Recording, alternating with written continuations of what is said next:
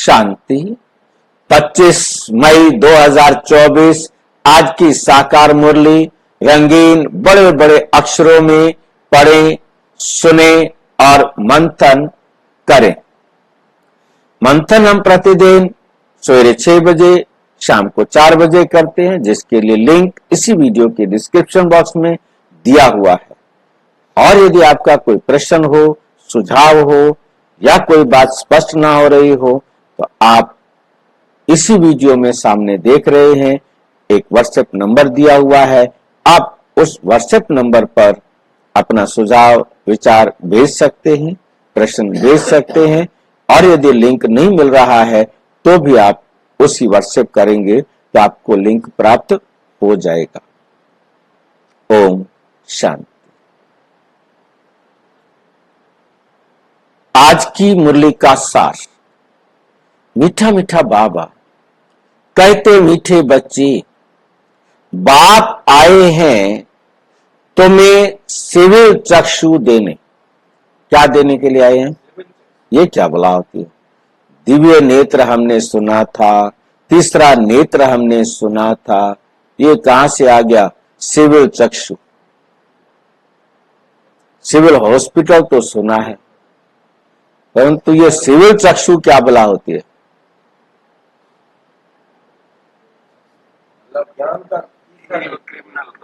भाई तीसरा नेत्र तो बाबा तीसरा नेत्र लिखता, ये सिविल क्यों लिख दिया?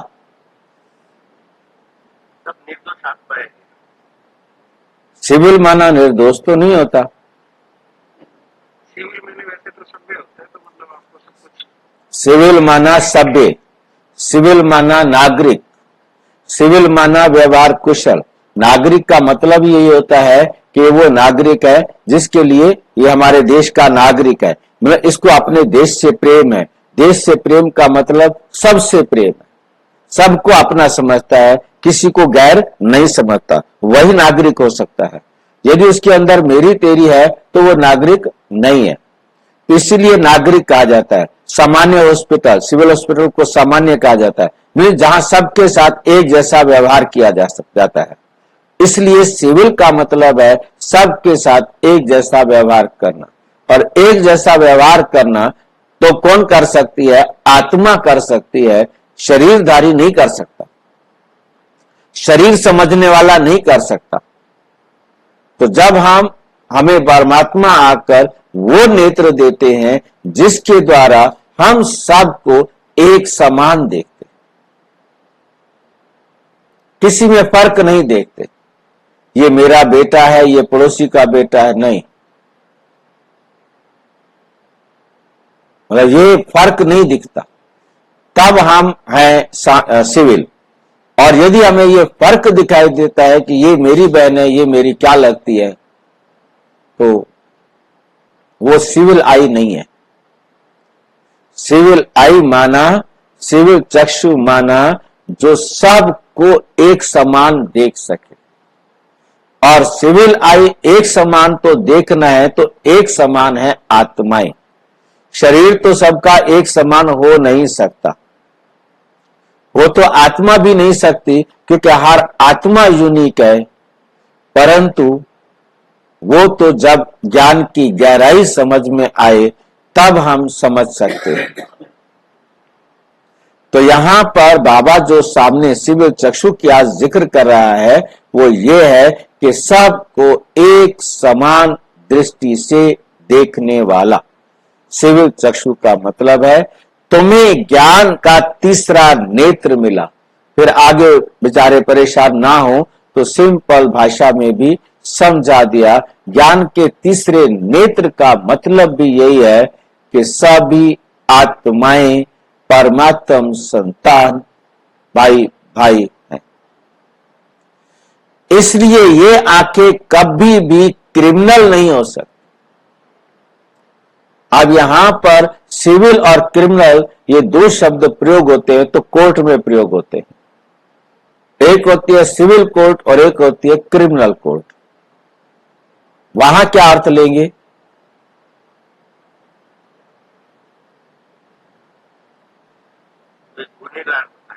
हाँ जी, वहां जो सिविल कोर्ट के अंदर जो लिया जाता है वो सामान्य झगड़े, आमतौर से जो दुनिया में चलने वाले झगड़े हैं उनका फैसला करना।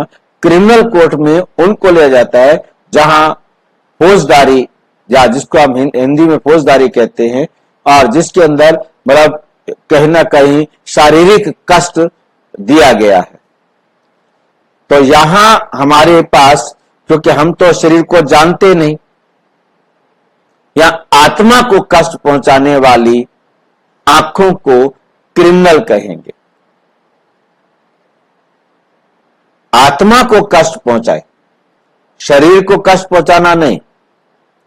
वहां तो होता है कि आपने किसी को पिटाई किया है, किसी को शारीरिक दुख दिया है, उसमें मानसिक भी ले लिया जाता है। मानसिक शारीरिक कष्ट आपने किसी को पहुंचाया है तो वो क्रिमिनल कोर्ट में चला जाता है। और जो दुनिया के बाकी प्रॉपर्टी के इधर उधर के जिसमें किसी का कोई नुकसान नहीं हुआ, तो उसको जो है सिविल कोर्ट में लिया जाता है, दीवानी मामले होते हैं, जिसे दीवानी कहते हैं। ठीक है, तो हमें यह समझना है कि यहां क्रिमिनल का अर्थ क्या है, क्योंकि हम तो आत्मा की बात कर रहे हैं ना। तो जिस दृष्टि से किसी भी आत्मा को कष्ट पहुंचा तो वो क्रिमिनल आई हो गई। यहां आंखें क्रिमिनल नहीं हो सकती। जहां पर सिविल आई होगी सबको एक समान देखेंगे, और दूसरा क्रिमिनल आई नहीं होगी, अर्थात किसी भी आत्मा को गंदी नजर से नहीं देखेंगे। ये मेरा दुश्मन है, ये मेरा मित्र है, ये क्रिमिनल कर देता है। जहां मेरा मित्र नहीं है, जहां मेरा नहीं है, तो वहां हमारी आंखें खराब हो जाएंगी। ये मेरी बहन है तो आंखों में कुछ है ठीक, और जहां देखा ये मेरी बहन नहीं है वही आंखें खराब, वही व्यवहार में अंतर। ये मेरा बेटा नहीं है, ये मेरा बेटा है। जहां मेरा हटा वहीं पर हमारी आंखें क्या हो जाती हैं, खराब हो जाती हैं। और हमें क्या याद रखना है, ये सब आत्माएं मेरे बाप के बच्चे, मेरे भाई।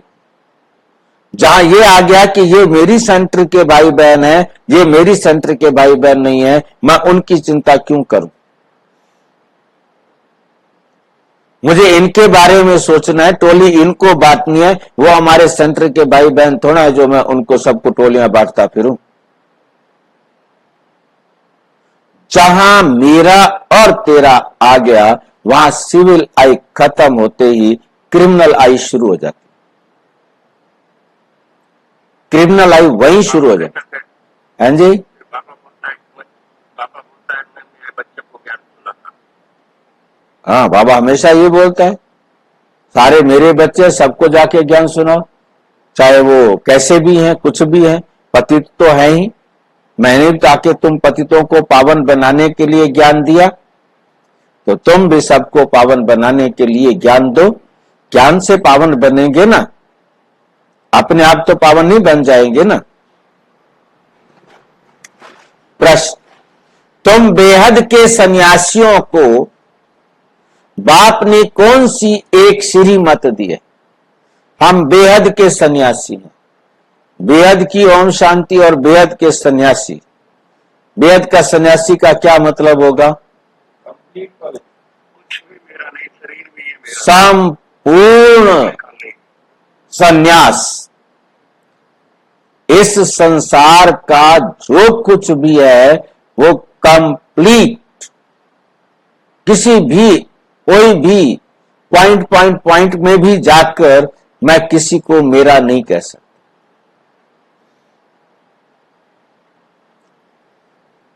ये शरीर भी मेरा नहीं, और जिसको मैं मेरा कहता हूं कुछ भी मेरा नहीं। मेरे पास कहने के लिए मेरा है तो एक है बस, हाँ।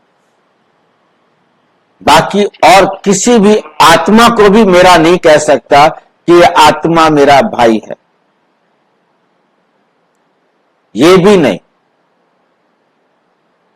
सिर्फ मेरा बाबा कह सकते, मेरे बाबा के बच्चे कह सकते, मेरे नहीं,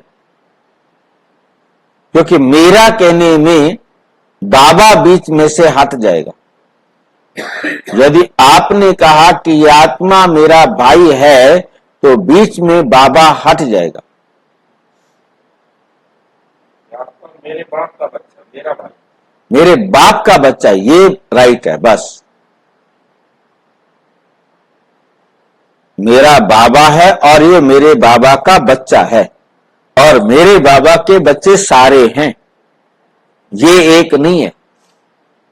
यदि मैं किसी एक को कह रहा हूं मेरा भाई, तो मैं हद में आ गया, मैं बेहद से हद में आ गया। और यदि मैंने ये कहा कि वो एक मेरे बाप का भाई, मेरे बाप का बच्चा नहीं है, तो भी मैं हद में आ गया। जैसे दुनिया में कहते हैं ना, एक को छोड़कर सारी महिलाएं मेरी माताएं बहनें हैं, एक को छोड़कर। ऐसे ही एक को छोड़कर के नहीं बोलना, एक को भी छोड़ा तो क्या हो जाएगा मामला, हद में आ जाएगा।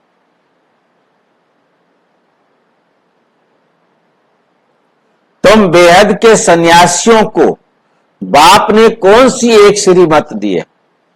अब बाबा की श्रीमत को देखिए क्या मिली है। बाप की श्रीमत है, तुम्हें नर्क और नर्कवासियों से बुद्धि योग हटाकर स्वर्ग को याद करना है। गृहस्थ व्यवहार में रहते नर्क को बुद्धि से त्याग दो। क्यों कहा ऐसा? बाप की श्रीमत है, तुम्हें नर्क और नर्कवासियों से बुद्धि योग हटाकर स्वर्ग को याद करना है। जहां रह रहे हैं उसको भूल जाओ। हाँ जी, पुरानी दुनिया को भूल के नई दुनिया को याद करनी। उसको क्यों भूल जाए? जहां रह रहे हैं याद नहीं रहना चाहिए कि मैं नर्क में रह रहा हूं, स्वर्ग में जाऊं, मेहनत करूं। संन्यास लेने का है। क्योंकि वर्तमान समय में यदि मैंने नर्क का वर्णन करता रहा तो ये भी पास्ट का वर्णन है। नर्क को याद करना माना जो बीत गया है मैं उसका वर्णन कर रहा हूं। मुझे वर्तमान में करना है, मुझे वर्तमान में स्वर्ग के लायक बनना है। स्वर्ग को याद करने का मतलब है मुझे स्वर्ग में जाने के लायक बनना है।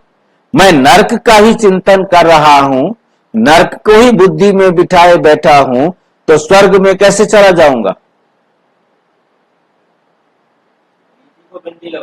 हाँ, नर्क जो है ना, जो दुनिया ये नर्क है, मुझे स्वर्ग में जाना है। मुझे अपने आपको जो मुझे बनना है, जो मुझे करना है, वो स्मृति में रखना है। चिड़िया की आंख देखनी है, चिड़िया नहीं देखनी। आत्मा को देखना, शरीर को नहीं देखना। हाँ, वाणी को देखना, शराब को नहीं देखना। याद करना है। गृहस्थ व्यवहार में रहते नर्क को बुद्धि से त्याग रहो। गृहस्थ व्यवहार में, परंतु उन बातों को अपनी बुद्धि में चितवो नहीं। रहो गृहस्थ व्यवहार में, परंतु उसको चिंतन नहीं करो।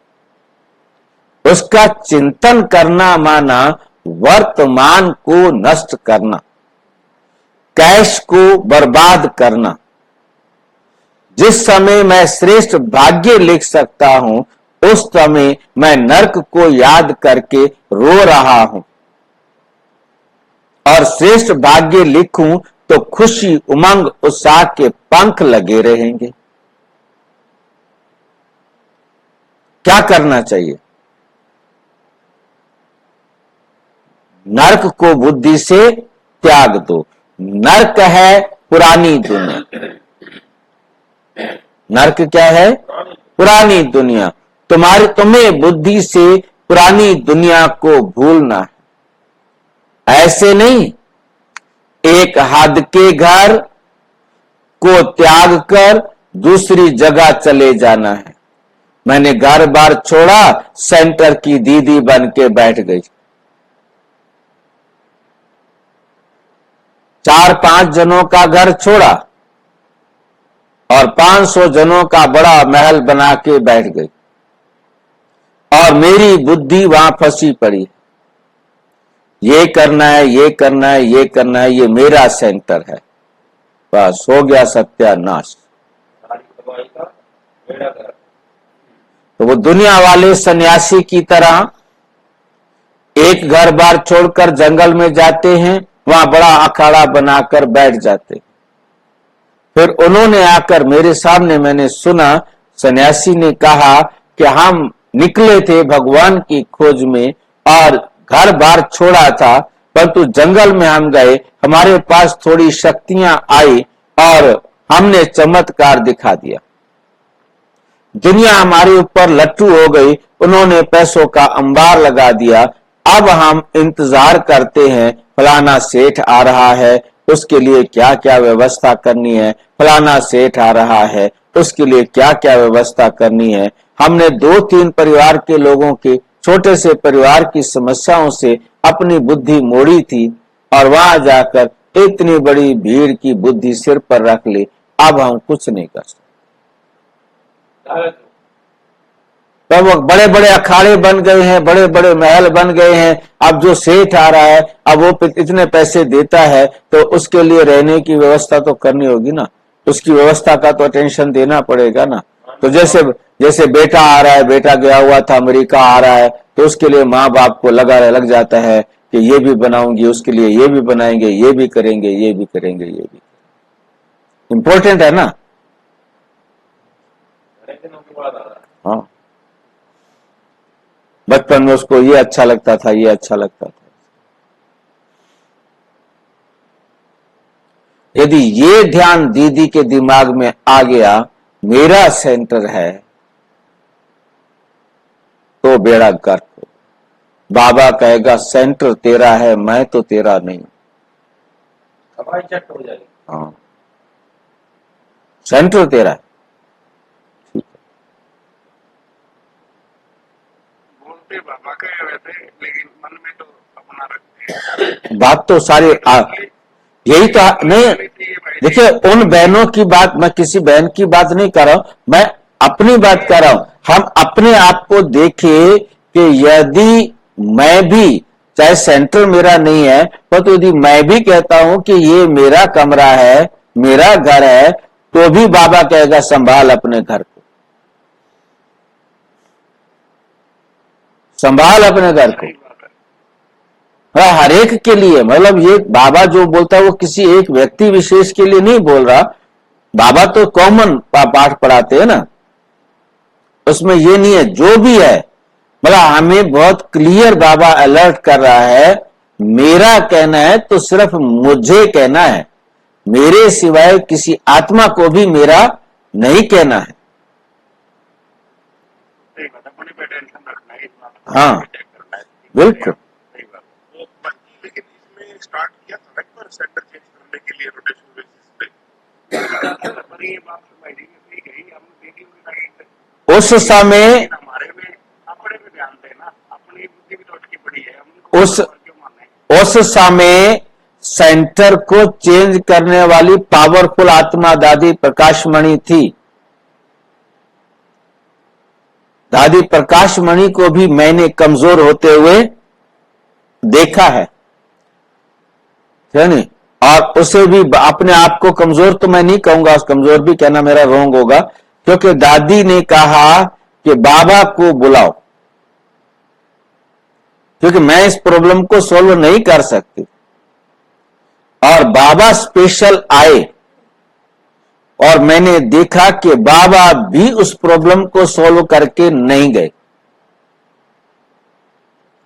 जिसमें एक भाई और एक बहन का जिद हुआ, झगड़ा हुआ कि ये मैं कमांड संभालूंगा और बहन कहे कि मैं कमांड संभालूंगी।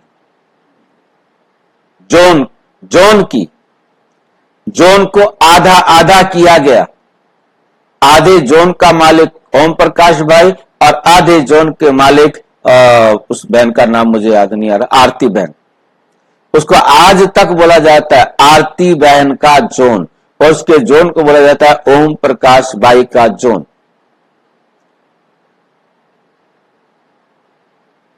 ये बाबा आकर के, बाबा आने के बाद भी सिर्फ इतनी डांट लगाई कि तुम आपस में नहीं सुधर सकते हो, तुम विश्व को क्या सुधारोगे, क्या सुधारोगे। बहुत बड़ी बात कही, सही बात है, बहुत बड़ी बात। और सबको अपने सामने खड़े होकर वो ऑफिशियल मुरली थी। वो मैंने जीवन में ऐसी मुरली वंडरफुल सुनी, और वंडरफुल मेरा पार्ट था कि मैं इस मुरली को सुन रहा हूं, जिसके बाद सारी, चाहे आरती बहन थी, चाहे कोई भी बड़े बड़े दीदियां, आशा बहन जी, अरे सारे लिटरली रो रहे थे। दादी प्रकाश मणि ने सवेरे आके कहा, भाइयों बहनों, रात को मेरे को तो नींद ही नहीं आई। उस मुरली के बाद वो मुरली प्रिंट नहीं हुई, वो मुरली बाहर नहीं निकली, और नींद नहीं आई मुझे। और सभी बहनों ने स्टेज पर आकर रोए, आंखों से आंसू निकल रहे थे कि हम आइंदा नहीं करेंगे, हम ऐसी कोई बात आप तक आने नहीं देंगे, बाबा हम सॉरी करते हैं। लिटरली स्टेज पर आकर एक एक बड़ी बहन ने, दादी प्रकाश मणि भी कम नहीं थी, बहुत स्ट्रांग थी, और एक ने आकर के रो रो करके दादी से वायदा किया कि बाबा हम आपसे वायदा करते हैं, हम ऐसा कभी नहीं करेंगे, कभी भी किसी में अटैचमेंट नहीं रखेंगे। मेरे को लग रहा था बस आज तो स्वर्ग आ गया, परंतु 2001 भी वो चला गया, और आज उसके बाद भी 22 साल हो गए। ये उस साल की बात है जिस साल अमेरिका के टावर को क्या किया गया था, हिट किया गया था, और बाबा ने मुरली में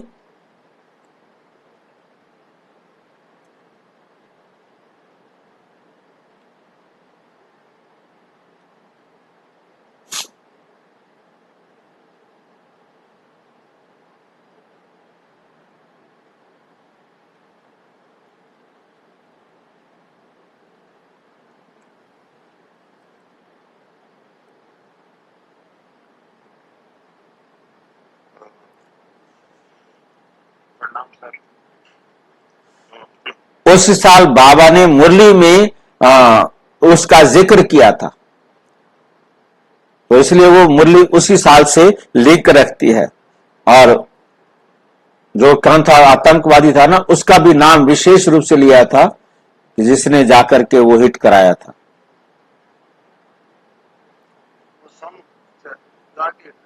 हाँ जी, उसामा बिन लादेन, तो उसका वो हाँ लादेन का नाम मुरली में आते ही पहले बाबा ने उनको याद किया था। अब मैं करूं तो मैं 9/11 मतलब वो तो डेट है ना, साल तो 2001 होगा। हाँ 11 तारीख या 11 सितंबर 2001 या 2002 रहा होगा, जो भी है, मतलब मुझे इतना पता है, याद है। मतलब वो मुरली, मतलब बाबा देखे कि बाबा भी उनके हाथ नहीं मिला सका, ड्रामा कहकर बाबा पार कर लेता है अपने आप को, ड्रामा में होना है। और आज तक वो ओम प्रकाश का ओम दोनों मर गए हैं मेरे ख्याल से, परंतु नाम वही का वही चला था। ओम प्रकाश आरती बहन की कह रहे हैं।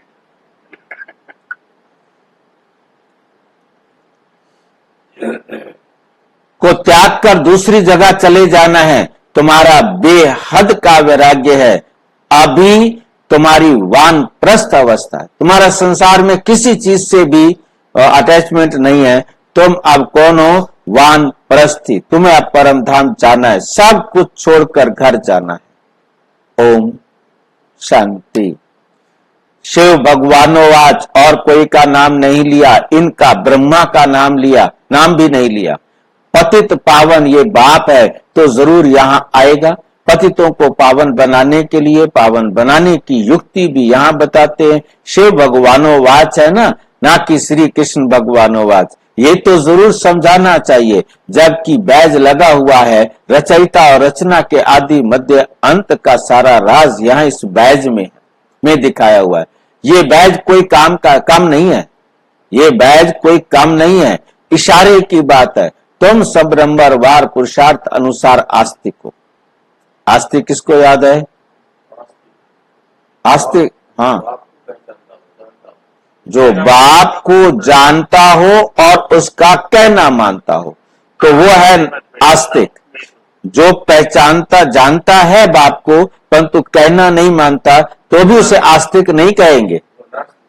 हाँ, बाप को जानता हो और उसका कहना मानता हो, तब वो आस्तिक है। नंबरवार जरूर कहेंगे। कई हैं जो रचता और रचना का ज्ञान भी नहीं समझा सकते, तो सतो प्रधान बुद्धि थोड़े ही कहेंगे। जो ये ना बता सके कि रचयिता कौन है, रचना कैसे रची उसने, तो उसे क्या सतो प्रधान बुद्धि कहेंगे। सतो प्रधान बुद्धि, फिर रजो बुद्धि, फिर तमो बुद्धि भी है। जैसा जैसा जो समझते हैं वैसा टाइटल मिलता है। ये सतो प्रधान बुद्धि, ये रजो बुद्धि है, परंतु कहते नहीं है। बाबा कहते मैं कहता नहीं हूं किसी को, कहूं तो सारे फंक हो जाए, फंक होना बना मर जाए, डूब जाए, चले जाए छोड़कर। कहते अच्छा, ये तुम्हारा सियाना बच्चा है ना, संभाल के रखो अपने सियाने बच्चे को, मैं जा रहा हूं। फर्स्ट क्लास की कीमत भी बहुत अच्छी होती है। अभी तुमको सच्चा सच्चा सतगुरु मिला है, अभी तुम बच्चे जानते हो, जबकि सतगुरु मिला है वो तुमको एकदम सच्चा सोना बना देते हैं। सच्चे हैं देवी देवताएं, जो फिर वाम मार्ग में झूठ बन जाते हैं। सतयुग में सिर्फ तुम देवी देवताएं रहते हो और कोई होते ही नहीं। कोई तो ऐसे हैं जो कहते हैं कि ऐसे कैसे हो सकता है, ज्ञान नहीं है ना। अभी तुम बच्चे जानते हो कि हम नास्तिक से आस्तिक बने हैं। रचयिता और रचना के आदि मध्य अंत के ज्ञान को अभी तुमने एक्यूरेट जाना है। नाम रूप से न्यारी चीज फिर देखने में नहीं आती है। आकाश पोलार है तो भी फील तो किया जाता है ना, हाँ पोलापन खाली है ना कि आकाश है। ये भी ज्ञान है, सारा मदार बुद्धि पर है। रचता और रचना का नॉलेज एक बाप देते हैं। ये भी लिखना कि एक बाप ही है जो सारी सृष्टि के आदि मध्य अंत का ज्ञान दे सकते हैं या देते हैं, या रचता और रचना के आदि मध्य अंत का ज्ञान मिल सकता है। ऐसे बहुत स्लोगन है। दिन प्रतिदिन नई नई पॉइंट्स, नए नए स्लोगन निकलते रहते हैं। आस्तिक बनने के लिए रचयिता और रचना का ज्ञान जरूर चाहिए, फिर नास्तिकपना छूट जाता है। तुम आस्तिक बन विश्व के मालिक बन जाते हो। यहां तुम आस्तिक हो, परंतु नंबरवार पुरुषार्थ अनुसार। जानना तो मनुष्यों को है, जानवर तो नहीं जानेंगे। मनुष्य ही बहुत ऊंच है, मनुष्य ही बहुत नीच है। इस समय कोई भी मनुष्य मात्र रचता और रचना की नॉलेज को नहीं जानता, कोई भी मनुष्य। कितना बड़ा चैलेंज है। बुद्धि पर एकदम गॉड रेज का ताला लगा हुआ है। वो भी ताला किस पर लगा है? बुद्धि पर, बुद्धि पर। और ताला भी ऐसा लगा है जो दिखाई नहीं देता। और इसको लिखा है बाबा ने, गोदरेज नहीं लिखा, गोडरेज। गोडरेज गॉड की किरणों का ताला किसने लगाया होगा? बाबा ने लगाया होगा, हमने लगाया। तुम नंबरवार पुरुषार्थ अनुसार जानते हो कि हम बाप के पास विश्व का मालिक बनने के लिए आए हैं। तुम 100% प्योरिटी में रहते हो। प्योरिटी भी है, पीस भी है, प्रॉस्पेरिटी भी है, आशीर्वाद देते हैं ना। परंतु ये अक्षर भक्ति मार्ग के हैं।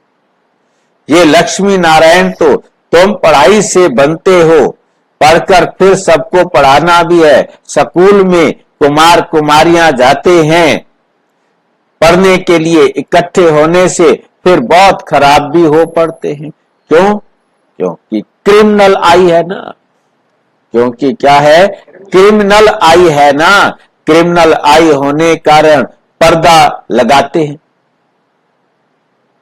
पर्दा क्यों लगाते हैं? मुसलमान पर्दा क्यों लगाते हैं? गंदी नजर से देखेंगे, शक्ल ना दिखाई देगी ना देखेंगे, परंतु चाहे शक्ल दिखाई दे या ना दे, जिसने देखना है सो देखना।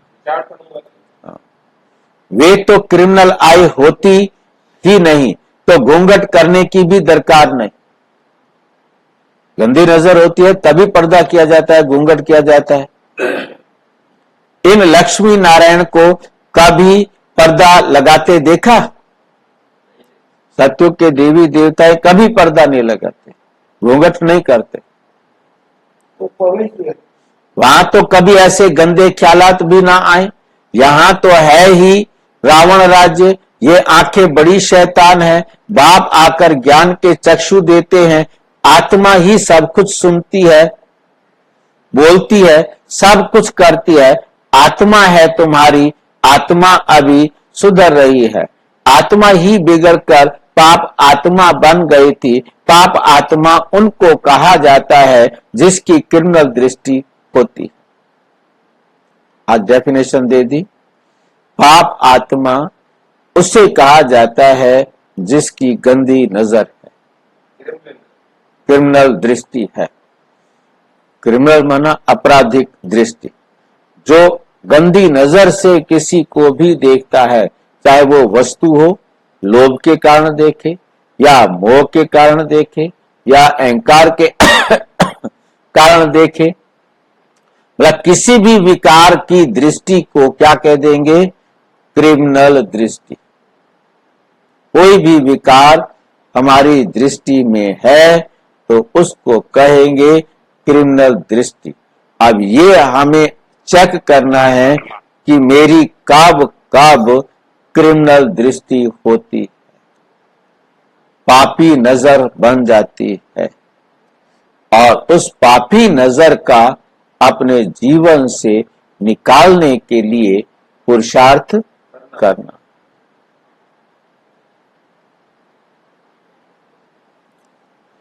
वे क्रिमिनल आई तो सिवाय बाप के और कोई सुधार ना सके। सुधार सकता है कोई? बाप के सिवाय इस दुनिया में कोई सिविल आई बनने के लिए सुधार सकता है? ज्ञान के सिविल चक्षु एक बाप ही देता है, और वो उसके लिए जो सत्य ज्ञान है, ट्रू नॉलेज है, वो सिवाय गॉड फादर के कोई भी दे नहीं सकता। ये ज्ञान भी तुम जानते हो, शास्त्रों में ये ज्ञान थोड़ा है। दुनिया के किसी भी शास्त्र में ये ज्ञान अवेलेबल नहीं है। बाप कहते हैं ये वेद शास्त्र उपनिषद आदि सब ये भक्ति मार्ग के, जाप तप तीर्थ आदि कुछ भी करने से मुझे कोई मिल नहीं सकता। हाँ,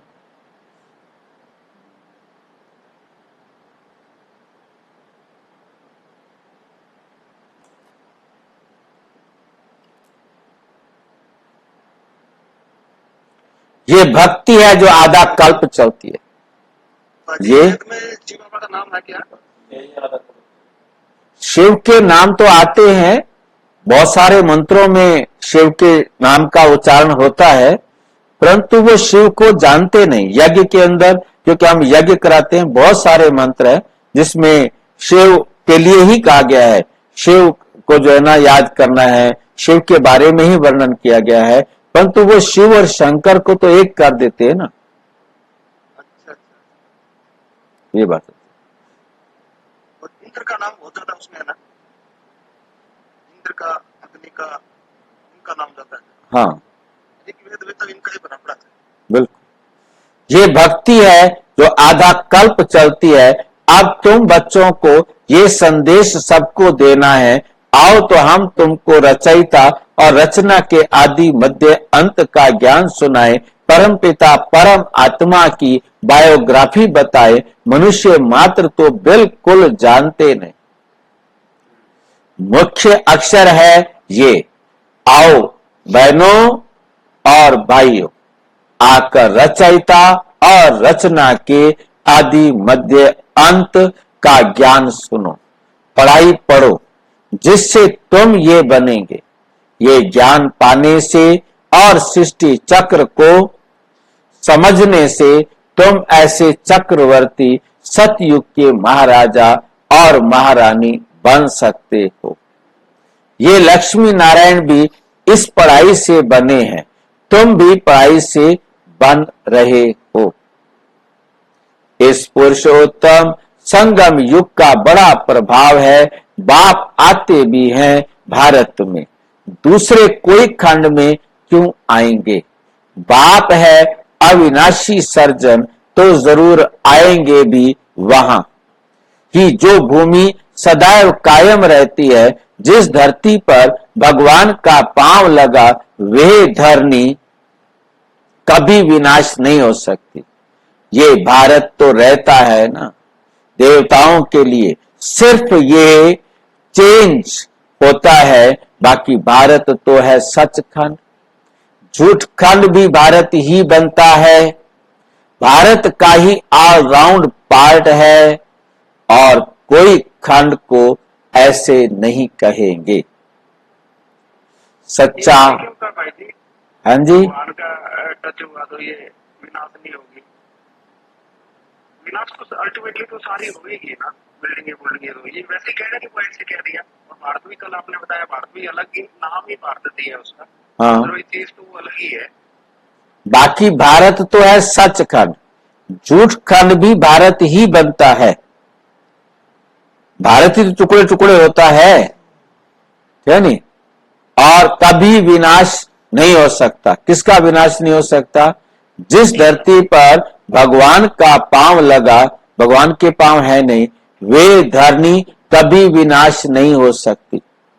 पर धरती का विनाश नहीं होता, क्योंकि धरती तो एक पार्ट है ना, एक तत्व है ना, एलिमेंट है ना। पांचों एलिमेंट तो एकदम अपने आप में तो पवित्र हैं, अजर अमर अविनाशी हैं, अनादि और अनंत हैं। वो तो हमेशा थे, हैं और रहेंगे। परंतु ये हमें याद रखना है कि change is the unchangeable law of nature. प्रकृति का नियम है कि उसमें हर समय परिवर्तन होता ही रहता है, और ये नियम कभी नहीं बदल सकता। तो ये परिवर्तन होता है, विनाश तो कभी होता ही नहीं। विनाश कहना भी रॉन्ग है। क्या होता है? परिवर्तन होता है। पता थोड़ा लगेगा कि जैसे दिन रात को 12 बजे दिन खत्म हो जाता है, रात को 12 बजे के बाद अगला सेकंड फिर शुरू हो जाता है अगले दिन का। ये तो है नहीं कि भी कुछ देर बीच में ब्रेक लगे। अब बेशक हमें प्रॉपर क्लैरिटी ना होने से इस लाइन का ज्यादातर बच्चे ये मीनिंग ले लेंगे कि वही है कि हाँ, भारतीय अपने इंडिया को कह लो, प्लस ये जहाँ पे से बाबा आया माउंट आबू, हाँ, वो विनाश नहीं होएगा। बहुत होना ही है। बहुत सारे भाई बहन कहते हैं, बहुत सारे भाई बहन कहते हैं, अभी भी कहते हैं, यानी। और उनका मैंने कई वीडियो बना दिए, यानी कि माउंट आबू का भी मैंने क्लियर लिख दिया कि माउंट आबू का भी विनाश होगा, पूरा होएगा। बिल्कुल सही बात है। तभी तो वो दोबारा से पार्ट बनेंगे, तभी वो बिल्कुल पार्ट के दोबारा पांडव और बनेगा, सारी चीजें बिल्कुल खत्म होगा, तभी तो दोबारा बनेगा। बिल्कुल बिल्कुल। आपने बड़ी एक्सप्लेन किया हुआ है ये। कभी विनाश नहीं हो सकते। ये भारत तो रहता है ना देवताओं के लिए। सिर्फ ये चेंज होता है, आगे स्पष्ट कर दिया ना, सिर्फ ये चेंज होता है। भारत तो फिर भी रहता है, क्योंकि सारी धरती में फिर से उसी प्रकार से बम्स और मिसाइल चलेंगे, फिर वही भारत, सारा धरती एकदम सेट होकर के चेंज हो जाएगी, वापस उसी रूप में आ जाएगी। बाकी भारत तो है सचखंड, झूठ खंड भी भारत ही बनता है। भारत का ही ऑलराउंड पार्ट है और कोई खंड को ऐसे नहीं कहेंगे। मतलब भारत मतलब टुकड़े टुकड़े हो जाए तो भी भारत तो रहता ही है ना। सच्चा अथवा ट्रुथ भगवान ही आकर इसको सचखंड बनाते हैं, फिर झूठ खंड इसको रावण बना देता है, फिर सचखंड की भी रत्ती नहीं रहती, इसलिए गुरु भी सच्चे नहीं मिलते। अब सच की रत्ती नहीं है। रत्ती जानते हैं ना, रत्ती किसे कहते हैं? पहले पुराने जमाने में चलती थी। हाँ जी, हाँ, हम आज की भाषा में समालिस पाठ कहते हैं, परंतु हमने अपने हाथ से अपनी आंखों से रत्तियां देखी हैं। ये लाल बीज होते थे, लाल को रत्ती कहा जाता है। जैसे हमारा क्या होता है, सोयाबीन की दाल होती है ना, इसी प्रकार का वो बीज होता है और उन बीजों को गिना जाता था। मतलब 12 रत्ती का एक मासा होता था।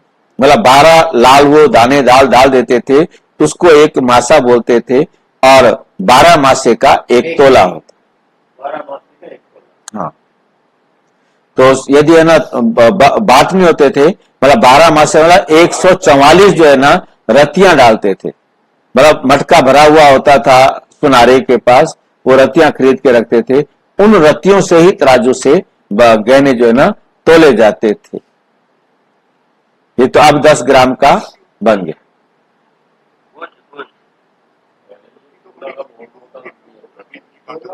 फिर सच की रत्ती भी नहीं रहती, इसलिए गुरु भी सच्चे नहीं मिलते हैं। वे सन्यासी फॉलोवर्स, गृहस्थी तो उनके फॉलोवर्स कैसे कहेंगे।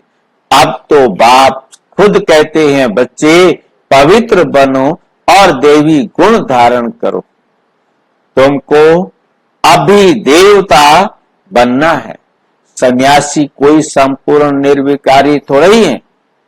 घड़ी घड़ी विकारियों के पास जन्म लेते हैं, कई बाल ब्रह्मचारी भी होते हैं। ऐसे तो बहुत है, विलायत में भी बहुत है।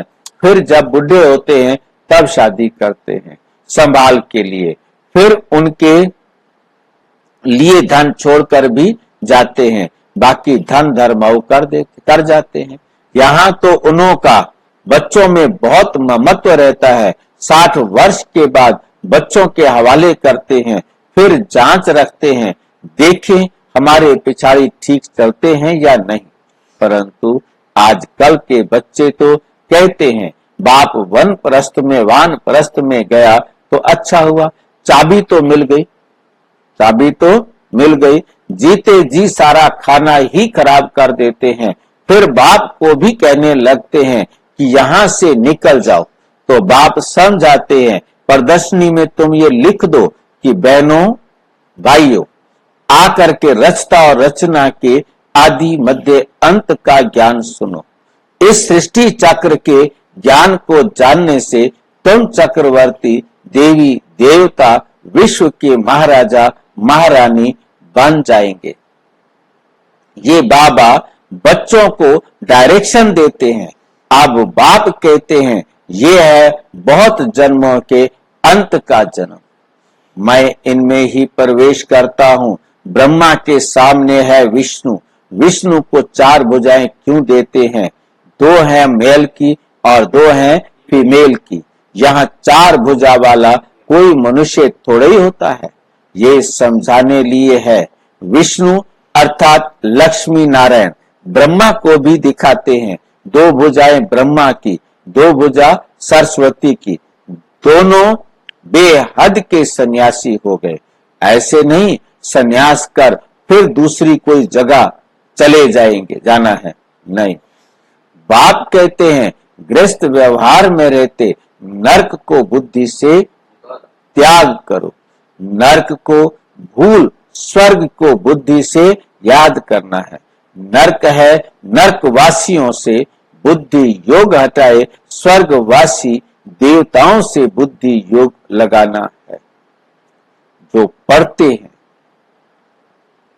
उनकी बुद्धि में तो रहता है ना कि हम पास करेंगे।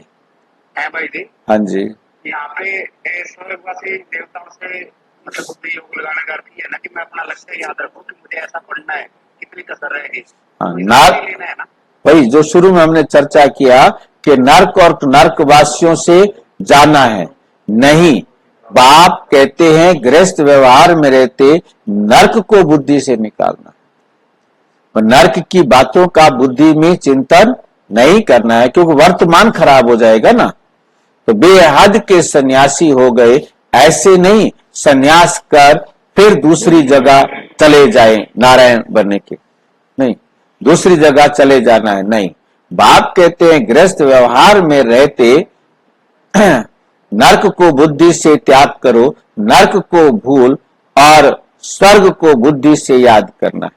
नर्क को भूलने का मतलब ही है, क्योंकि अब हमें नर्क के लिए, बीती हुई बात के लिए, क्योंकि नर्क तो बन गया है, टाइम वेस्ट नहीं करें। नर्क और नर्कवासियों से बुद्धि योग हटाए, स्वर्गवासी देवताओं से बुद्धि योग लगाना है। जो पढ़ते हैं उनकी बुद्धि में तो रहता है ना कि हम पास करेंगे, फिर ये बनेंगे, आगे जरूर करते थे। जब वानप्रस्थ अवस्था होती थी तो बाप कहते हैं मैं भी इनकी वानप्रस्थ अवस्था में ही प्रवेश करता हूं, जो बहुत जन्मों के अंत के जन्म में है।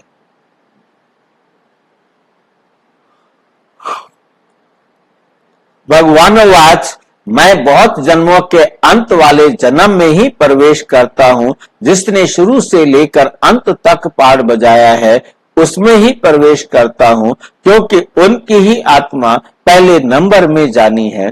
ब्रह्मा सो विष्णु, विष्णु सो ब्रह्मा, दोनों को चार भुजाएं देते। हिसाब भी है, ब्रह्मा सरस्वती सो लक्ष्मी नारायण, फिर लक्ष्मी नारायण सो ब्रह्मा सरस्वती बनते हैं। तो तुम बच्चे झट ये हिसाब बताते हो, विष्णु अर्थात लक्ष्मी नारायण 84 जन्म लेते लेते फिर आकर साधारण ये ब्रह्मा सरस्वती बनते हैं। इनका नाम भी याद बाद में बाबा ने ब्रह्मा रखा, इनका नाम भी बाद में बाबा ने ब्रह्मा रखा, नहीं तो ब्रह्मा का बाप कौन? कहेंगे शिव बाबा। कैसे रचा? कैसे रचा ब्रह्मा बाबा को? शिव बाबा ने एडॉप्ट किया, शिव बाबा ने ब्रह्मा बाबा को क्या किया? एडॉप्ट किया। बाप कहते हैं मैं इनमें प्रवेश करता हूं, तो लिखना चाहिए शिव भगवानोवाच, मैं ब्रह्मा में प्रवेश करता हूं। जो अपने जन्मों को नहीं जानते हैं, बहुत जन्मों के अंत के भी अंत में मैं प्रवेश करता हूं, ये भी जब वानप्रस्थ अवस्था होती है तब आता हूं, और जब दुनिया पुरानी पतित होती है तब मैं आता हूं। कितना सहज बताता हूं। आगे 60 वर्ष में गुरु करते थे, अभी तो जन्म से ही गुरु करा देते हैं, निगुरा ना मर जाए। ये सीखे हैं इन क्रिश्चियन से। अरे छोटे पन में गुरु कराने की क्या दरकार है?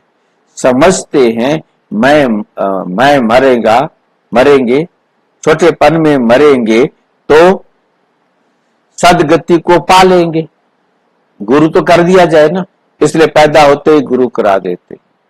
बाप समझाते हैं गुरु बिना गति नहीं है।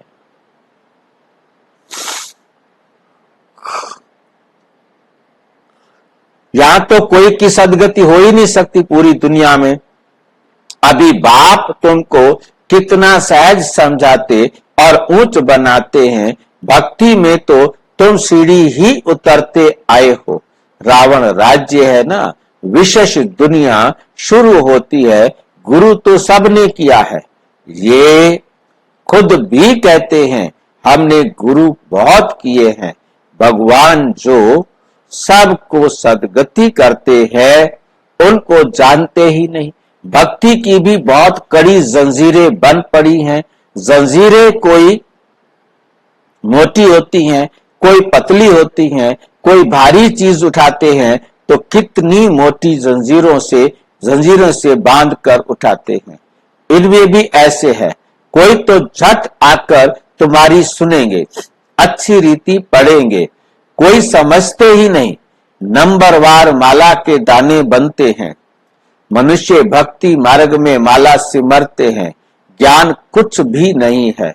गुरु ने कहा माला फेरते रहो, बस राम राम की धुन लगा देते हैं। जैसे बाजा बजता है, आवाज बड़ा मीठा लगता है, बस बाकी जानते कुछ भी नहीं। राम किसको कहा जाता है, श्री कृष्ण किसको कहा जाता है, कब आते हैं, कुछ भी जानते नहीं। श्री कृष्ण को भी द्वापर में ले गए हैं, ये किसने सिखाया, गुरुओं ने। श्री कृष्ण द्वापर में आया तो बाद में कलयुग में आ गया, तमो प्रधान बन गए। बाप कहते हैं मैं संगम पर ही आकर तमो प्रधान से सतो प्रधान बनाता हूं। तुम तो कितने अंध श्रद्धालु बन पड़े हो। बाप समझाते हैं जो कांटे से फूल बनने वाले होंगे वो झट समझ जाएंगे, कहेंगे ये तो बिल्कुल सत्य बात है। कोई कोई लोग अच्छी रीति समझते हैं तो तुमको कहते हैं कि तुम बहुत अच्छा समझाते हो।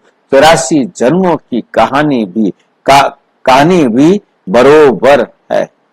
ज्ञान सागर तो एक बाप है जो आकर तुम्हें पूरा ज्ञान देते हैं। अच्छा मीठे मीठे सिक्की लदे बच्चों प्रति माता पिता बाप दादा का याद प्यार और गुड मॉर्निंग। रूहानी बाप की रूहानी बच्चों को नमस्ते।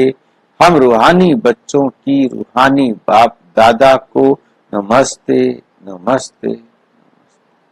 धारणा के लिए मुख्य सार नंबर 1, सतगुरु बाप की याद से बुद्धि को सतो प्रधान बनाना है, सच्चे बाप से सच्चा रहना है।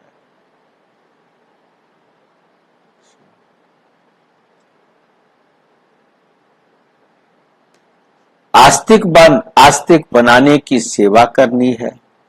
अभिमान प्रस्त अवस्था है, इसलिए बेहद का सन्यासी बनकर सबसे बुद्धि योग हटा देना है।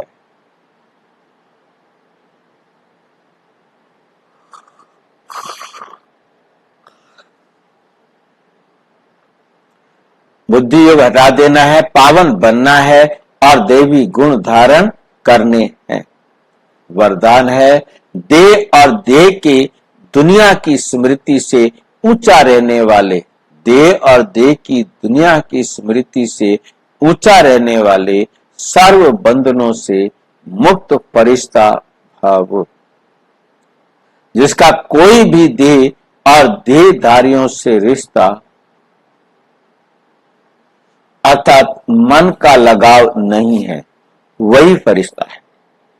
वही क्या है, फरिश्ता है। फरिश्तों के पांव सदा ही धरनी से ऊंचे रहते हैं। धरनी से ऊंचा अर्थात देह, धरनी से ऊंचा अर्थात देह भान की स्मृति से ऊंचा। जो देह और देह की दुनिया की स्मृति से ऊंचा रहते हैं वे सर्व बंधनों से मुक्त फरिश्ता बन रहे।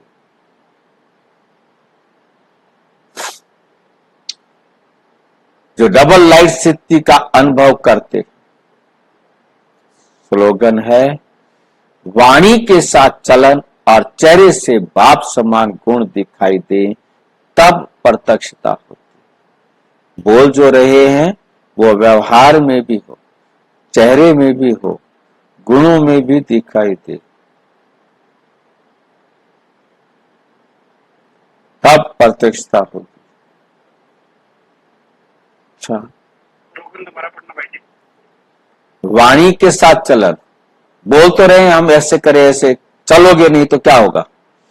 चेहरे से बाप समान गुण, और आपके चेहरे से दिखाई दे क्योंकि आप बाप समान हैं। तब प्रत्यक्षता होगी। ठीक है, अच्छा, ओम शांति। और विस्तार से जानने के लिए प्रजापिता ब्रह्मा कुमारी ईश्वरीय विश्वविद्यालय के किसी भी सेवा केंद्र पर संपर्क करें। और यदि कोई प्रश्न है तो 9213106986 पर केवल टेलीग्राम करें। 9650692270 पर केवल व्हाट्सएप करें, फोन नहीं। ओम शांति।